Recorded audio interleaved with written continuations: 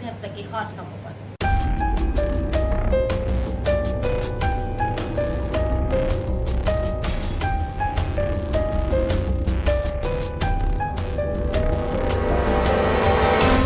आज हम आपको देश के उस वीर के बारे में बताएंगे जिन्होंने देश को आज़ादी दिलाने के लिए सीधे तौर पर अंग्रेजों से मुकाबला किया और महज 30 वर्ष की उम्र में देश के नाम पर कुर्बान हो गए।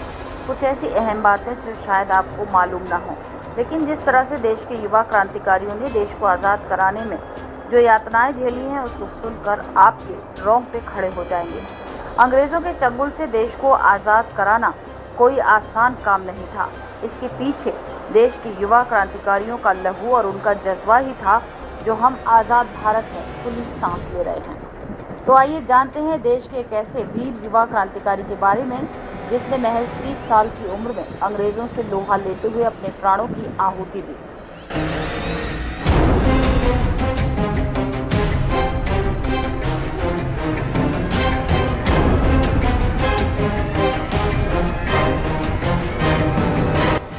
अंग्रेजों से देश को आज़ादी दिलाने वाले क्रांतिकारी पंडित राम प्रसाद बिस्मिल को सारा देश 11 जून को उनके जन्म दिवस पर याद करता है।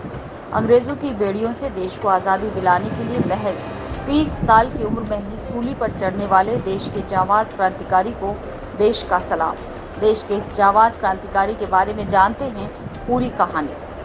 पंडित राम प्रसाद बिस्मिल भारतीय स्वतंत्रता आंदोलन की क्रांतिकारी धारा के एक प्रमुख सेनानी थे, जिन्हें 30 वर्ष की आयु में ब्रिटिश सरकार ने फांसी दे दी। उन्होंने आज़ादी की बेड़ियों में जकड़े देश को अंग्रेजों से आज़ाद कराने के लिए मैनपुरी षड्यंत्र और काकोरी कांड जैसी घटनाओं में शामिल थे। हिंदुस्तान रिपब्लिकन एसोसिएशन के सदस्य भी थे। पंडित राम प्रसाद बिस्मिल का जन्म 11 जून 1897 शाहजहाँपुर में हुआ था। पंडित राम प्रसाद बिस्मिल की मां मूलकमती और पिता का नाम मुरलीधर था।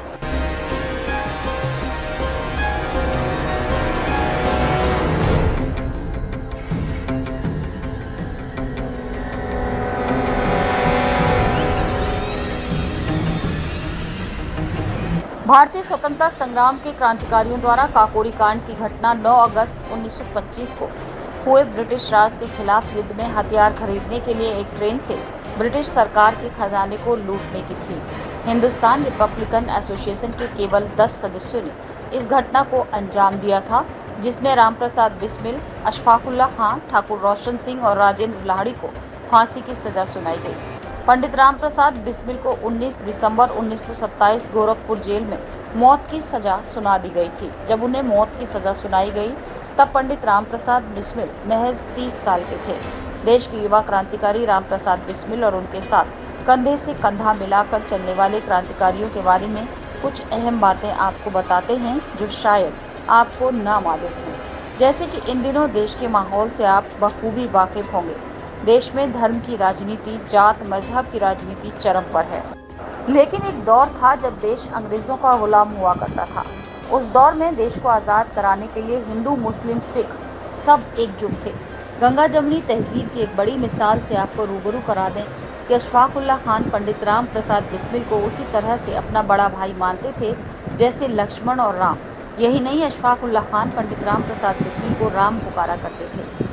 एक बार अशफाकुल्लाह खान काफ़ी बीमार पड़ गए। उस बीमारी में जिस तरह से लोग अपने ईश्वर को याद करते हैं, उसी तरह से अशफाकुल्लाह खान राम भैया को याद किया करते थे। राम का मतलब राम प्रसाद बिस्मिल। राम प्रसाद बिस्मिल के साथ अशफाकुल्लाह खान आर्य समाज मंदिर भी जाया करते थे। उस दौर में गंगा जमुनी तहजीब की सबसे बड़ी मिसाल पंडित राम प्रसाद बिस्मिल और अशफाकुल्लाह खान के रूप में देखी जाती थी।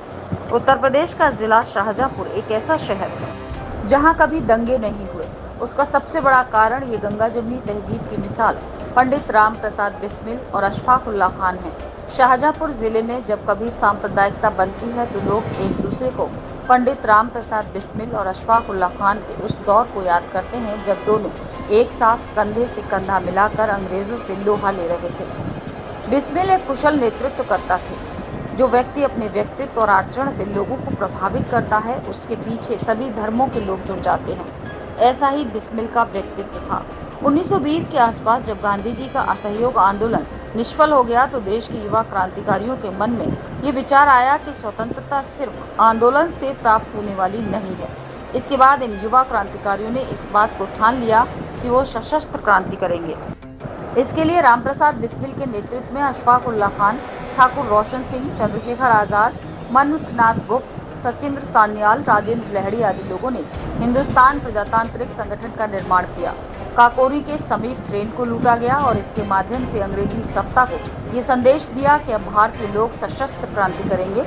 इस घटना के बारे में लोग अच्छी तरह जानते हैं, इसलिए उस पर चर्चा हम नहीं करेंगे। क्रांतिकारियों का उद्देश्य किसी को हानि पहुंचाना या अपने लिए धन लाभ लेना नहीं था। ये लोग एक ऐसे भारत का निर्माण चाहते थे जिसमें भारत के अंतिम व्यक्ति को वो सब सुविधाएं मिलें जो सर्वोच्च शिखर के व्यक्ति को मिलती हैं। उत्तर प्रदेश का जिला शाहजहाँपुर और बिस्मिल से जुड़ी आई अहम बातों पर गौर करें।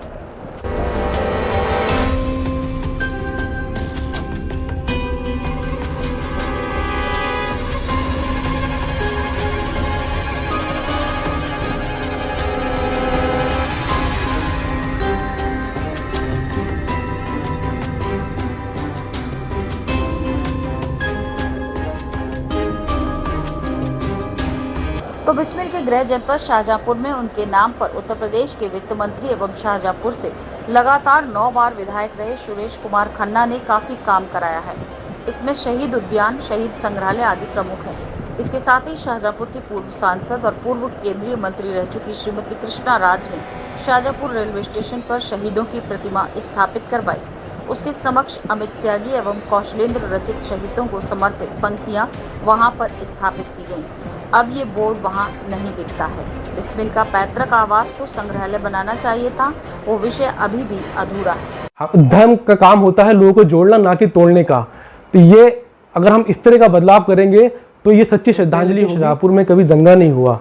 रामप्रसाद बिस्मिल और अशफाक उल्लाह खान की दोस्ती की मिसाल दी जाती है। उनकी दोस्ती नहीं बल्कि भाईचारा था। अशफाक उल्लाह खान रामप्रसाद बिस्मिल को राम भैया बोलते थे और उनके साथ आर्य समाज मंदिर भी जाया करते थे। ये एक भाईचारे की बहुत बड़ी मिसाल है। आजकल हम देखते हैं कि लोग मजहब धर्म के नाम पर लोग आपस में लड़ रहे हैं, जबकि हमें उनसे सीखना चाहिए। उद्यान बना है, शहीदों के ऊपर संग्रहालय बना है, घंटाघर का नाम सुभाष टावर हुआ है। ये सब जो उत्तर प्रदेश के वित्त मंत्री हैं माननीय सुरेश कुमार खन्ना जी ने बनवाया है। और जो केंद्र की पूर्व मंत्री श्रीमती कृष्णा राज जी हैं, उन्होंने स्टेशन पे क्रांतिकारियों की प्रतिमा लगवाई थी। पूरे देश को ये संदेश जाता है कि जो संदेश आचरण के द्वारा दिया जाता है वो दूर तक जाता है। सिर्फ शब्दों के द्वारा नहीं, अपने आचरण से जो आदमी अपनी बात कहता है उसको जनता बहुत जल्दी ग्रहण करती है और उसके पीछे आती है। 1925 में हुई थी और आज 2023 चल रहा है, लगभग 100 साल पूरे हो गए हैं। तो क्रांतिकारियों के सपनों का भारत जो वो चाहते थे वो आज भी पूरा नहीं हुआ है। उनका मकसद सिर्फ अंग्रेजों को भगाना नहीं, अंग्रेजी सभ्यता को भगाना था। लेकिन आज भी लोग उसी सभ्यता को फॉलो कर रहे हैं।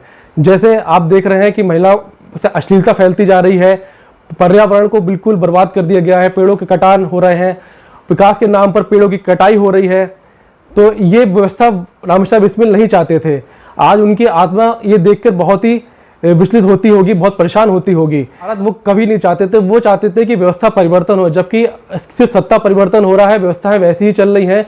लोग आज भी अंग्रेजी सभ्यताओं को ही फॉलो कर रहे हैं। क्रांतिकारियों ने अपनी जान इसलिए नहीं दी थी कि उन्हें कोई मरने का शौक था, बल्कि वो चाहते थे कि ये व्यवस्था परिवर्तन हो। तो ये थी अब तक की खास खबरें। देश और दुनिया से जुड़ी तमाम खबरों के लिए जुड़े रहिए जनहित पावर न्यूज पर।